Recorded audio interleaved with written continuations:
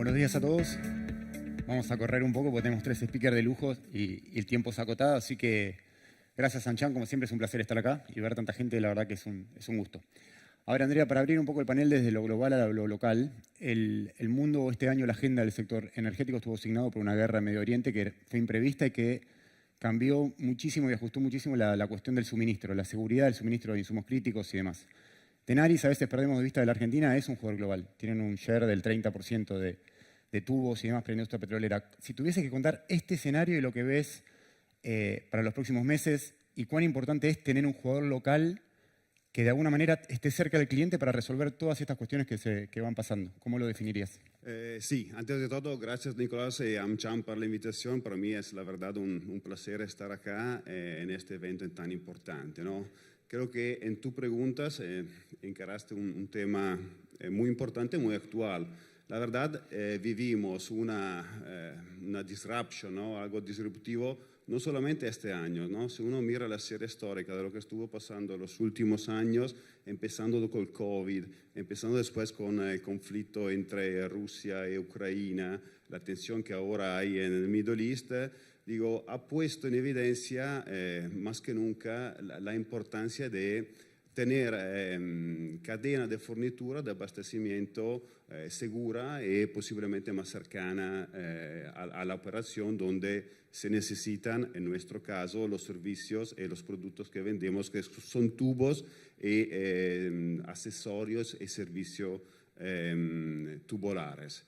Esto creo que es un poco la fortaleza de una organización como Tenaris. Sí. Tenaris nació en Argentina hace 72 años y de hecho nació en un contexto donde había un fuerte desarrollo de oil and gas, ¿no? Que fue a su vez un impulsor para toda la cadena de suministro y para toda esa industria, inclusive Siderca, Tenaris Siderca, que después creció y tomó una posición mundial y hoy somos líder, como mencionabas, en todo el mundo, en todos los continentes para los supply en nuestro sector, ¿no? El hecho de tener una dimensión, una escala que es mundial, sin embargo con una fuerte presencia en los países claves, y claramente Argentina es un país clave, así como acordaba hoy el embajador Lamelas, Estados Unidos, para nosotros es un plus, es un elemento de diferenciación porque nos permite estar cercano a nuestros clientes,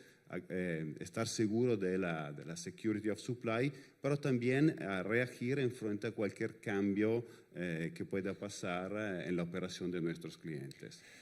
Hay algo, a veces cuando uno piensa en Tenaris piensa inmediatamente en un jugador siderúrgico que hace muchos años, vos lo decías recién, más de 7 décadas que está presente en la Argentina. En los últimos 5 o 7 años ustedes crecieron mucho en el sector de servicios petroleros, entendiendo que había una necesidad de crecer en el sector de servicios especiales, en vaca muerta, en cold tubing, en set de fractura, y pusieron un pie.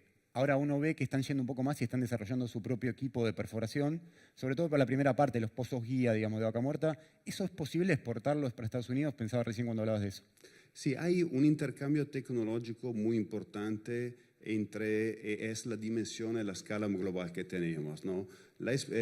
Tenaris invirtió las últimas 2 décadas en Estados Unidos más de $20 mil millones y acompañó el crecimiento de los shale en Estados Unidos. En esta operación nosotros desarrollamos soluciones técnicas que trasladamos y hoy nos están ayudando en desarrollar el desafío importante que tenemos en vaca muerta, que representa una oportunidad increíble, no solamente para el oil and gas, sin embargo, en conjunto con toda la industria que está alrededor y la cadena de supply para que es el mundo energético. En el caso específico que mencionaste, siempre uno de los elementos más importantes de Tenaris es la integración y la cercanía con los clientes. Esto nos permitió entender que podemos aportar con nuestro background fuertemente, diría, industrial, de excelencia industrial, en ámbitos que son más cercanos, ¿no? a la operación de nuestros clientes. Y de hecho, estamos desarrollando, y va a llegar el año que viene, un rig, que lo llamamos Padder Rig, que es un nuevo rig que optimiza toda la formación de la guía. Y lo hacemos haciendo el drilling while casing. Esto genera un ahorro fundamental en la operación de nuestro cliente y sobre todo va a reducir el cuello de botella que hoy tenemos en Argentina, que son la disponibilidad de rig, ¿no? Esto es un ejemplo. En esta tipología de servicio en Argentina hemos invertido en los últimos 3, 4 años $240 millones. Es súper interesante porque a veces uno pierde de vista que es un nuevo equipo de perforación pensado en Vaca Muerta que por ahí termina diseñado en Argentina en Estados Unidos. Oscar, en el caso de TGS, ustedes son un jugador histórico del mercado de gas, pero en los últimos años ya se convirtieron en un midstreamer, digamos. Y en Argentina todavía no sabemos bien lo que es un midstreamer. Hace un mes anunciaste que estaba la decisión final de inversión para avanzar con una construcción de un proyecto de NGLs en Vaca Muerta, que es una refinería. O sea, uno dice, bueno, NGL por ahí no nos suena, no entendemos bien qué significa, pero cuando usted termine ese proyecto en 4 años va a ser una refinería como la que tenés de Ensenada, además, en el medio de Tratayén en Vaca Muerta. ¿En dónde está hoy el proyecto? Bueno, buen día a todos. Gracias, Amchan, por la invitación. Bueno, con esto hemos hablado muchos años con vos. Hablábamos de este gran sueño de poder llevar adelante este enorme proyecto. Estamos hablando de un proyecto de 3.000 millones, algo más de 3.000 millones de dólares, que tiene como particularidad la recuperación de elementos licuables del gas natural como son el propano, butano y gasolina. Es un proyecto que tiene 45 o 46 meses de ejecución. Va a emplear en el orden de 4.000 puestos directos y seguramente algo más de 16.000 puestos indirectos, y que va a generar para el país ingresos, divisas por algo más de 1.200 millones de dólares a partir de una producción que la estimamos aproximadamente en 3 millones de toneladas anuales. El proyecto básicamente lo primero fue trabajar sobre todo lo que era el diseño, toda la ingeniería, que eso se terminó a principios o finales del año pasado, y posteriormente comenzamos a trabajar en todos los acuerdos con los distintos productores que están en Vaca Muerta. Hoy ya el proyecto tiene contratado prácticamente el 93% de su capacidad y el otro 7% se irá cerrando las próximas semanas a partir de que, bueno, no hay el tiempo suficiente para ir cerrando con todos los productores en el tiempo que el proyecto en realidad está demandando, pero ya con esto el proyecto está lanzado. Hemos lanzado todas las órdenes de compra de todos los equipos críticos del proyecto, con lo cual ya los fabricantes están en estos momentos fabricando turbinas o módulos. Se trata de un proyecto que lo podemos dividir en 5 segmentos. Hay una parte que es la parte que está cercana a los productores. Estamos instalando 100 kilómetros de gasoductos paralelo al gasoducto actual, que va a permitir disgregar el gas seco del gas húmedo, pero a su vez va a servir como rueda de auxilio ante cualquier problema que pueda tener uno u otro gasoducto para pasar gas de un lado al otro. El segundo segmento es la planta de procesamiento propiamente dicho, que se va a construir sobre lo que ya tenemos en la actualidad.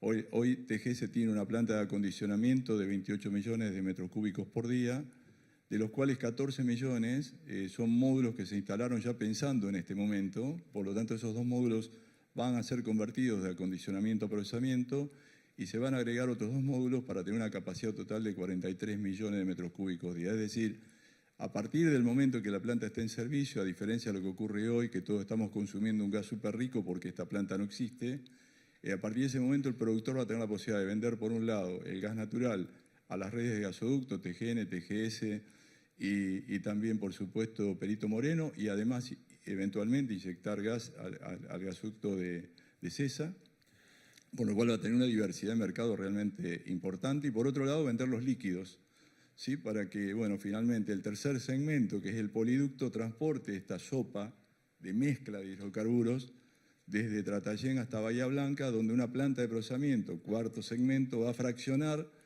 va a separar cada uno de estos productos para finalmente llegar al quinto segmento de obra, que es la planta de almacenamiento, de donde, bueno, de ahí se va a hacer la exportación. Fíjense que es interesante, cuando Oscar dice gas rico, para los que no están tan encima de la agenda energética, es un gas con etano, con propano, con butano, que por ahí se podría monetizar de otra manera. Oscar, cortito, el proyecto de ampliación del sistema del gasoducto Perito Moreno es una iniciativa privada que ustedes impulsaron. ¿Dónde está hoy? Eso tiene que estar listo en el invierno. Eso tiene que estar listo el 1 de mayo del próximo año. Hoy tiene un avance ya del 30%. Son muchos frentes de trabajo en 1000 kilómetros de longitud. Así que estamos trabajando realmente con mucha energía para poder lograr este objetivo. Y llegan bien, digamos. Hasta acá llegamos bien, asumiendo que el poder reemplazar gas importado y líquidos importados por gas natural producido en Argentina, bueno, le va a generar al país un beneficio de ingreso de divisas del orden de $700 millones. Así que también son dos proyectos muy importantes para TGS, más de 3.800 millones de dólares que estamos invirtiendo para que, bueno, darle seguridad energética a nuestro país y, por supuesto, superávit fiscal, que es tanto lo que necesita este país, ¿no? Totalmente. Juan, en el caso de Amazon WS, digamos, hay una dimensión que corre más por abajo, que es cómo esta escala de Vaca Muerta, que vas a duplicar producción de petróleo y gas, la tenés que acompañar con eficiencias, con incorporación de soluciones digitales, de inteligencia artificial, y a veces no hay tiempo. Hay muchos seguramente en la audiencia de empresas de servicio, empresas proveedoras, que están corriendo detrás de estos grandes proyectos. ¿Cómo te detenés para realmente aplicar soluciones que te aporten valor en el upstream, en el oil and gas? Bueno, buenos días a todos. Gracias, Amcham, también por la invitación. Nosotros trabajamos en múltiples industrias, no solamente con energía. Y si algo aprendimos en el camino es que cuando una industria, una empresa empieza a escalar, el foco tiene que estar en la eficiencia operativa de esa empresa o ese proyecto. Y eso para nosotros, específicamente ahora sí para energía, tiene como dos frentes. Uno que tiene que ver con el habilitar la tecnología, y ahora voy a profundizar en esto, y la segunda es cómo hacemos para traer al negocio más cerca de esa operación. ¿Qué significa? Nosotros nuestro objetivo no es reemplazar servicios o productos que formen parte de la cadena de valor actual que tiene la industria, sino que nuestro rol es el de habilitar a todo ese ecosistema de forma escalable, segura y que evite silos de información. Entonces, nosotros somos un jugador en todo este ecosistema que puede unir las partes de vuelta, de forma escalable, ayudando a que esto escale de forma correcta. Tenemos un ejemplo interesante, yendo al segundo punto que les decía, que es traer la tecnología más cerca del negocio, que es con Pan American Energy. Nosotros lo que hicimos con toda esta temática de inteligencia artificial y demás, empezamos a trabajar con ellos con un servicio nuestro que se llama Amazon Quick, y básicamente es nuestro servicio de inteligencia corporativa en el cual cualquier operario, desde un operario, un analista, un ingeniero, etcétera, puede empezar a interactuar y hacer preguntas en lenguaje natural contra datos que sean propios de la empresa. Y a partir de eso genera automatizaciones. Empezaron a usarlo, empezaron a adoptarlo, más de 200 personas lo adoptaron dentro de la empresa y hoy la empresa tiene 100 MVPs que anteriormente hubiesen dependido de toda una cadena de tecnología del equipo de IT para poder llegar a ese punto de tener un MVP. Sí. Entonces, es súper interesante cómo, de vuelta, cómo empieza a escalar esto. Empieza a escalar con una mirada ecosistémica, pero también bajando la barrera de entrada para que esa tecnología pueda permear en todas las áreas de la empresa. Una última cortita, porque estamos excedidos, sí, pero 30 segundos más. A veces vos ves que la industria petrolera tiene una tecnología que lidera arriba en los estamentos más altos, pero a veces abajo seguís conviviendo con el remito en papel, con una serie de formularios. ¿Cuán optimista sos de que en los próximos 2 o 3 años eso esté resuelto? Mira, la inteligencia artificial, si algo que... Vamos muy rápido, pero digo, la inteligencia artificial inicialmente todos la empezamos a usar y empezamos a hablar contra la inteligencia artificial. Hacia dónde vamos es que la inteligencia artificial empieza a actuar. Entonces, ¿qué es lo que empieza a cambiar en esa dinámica? Que empezamos a repensar procesos. Empezamos a tener casos de clientes que hacían un proceso de una manera y de repente ese proceso dejó de existir. Ya está, ya eso no hace falta hacerlo de esa manera, ya es algo que no existe más. Ejemplo concreto.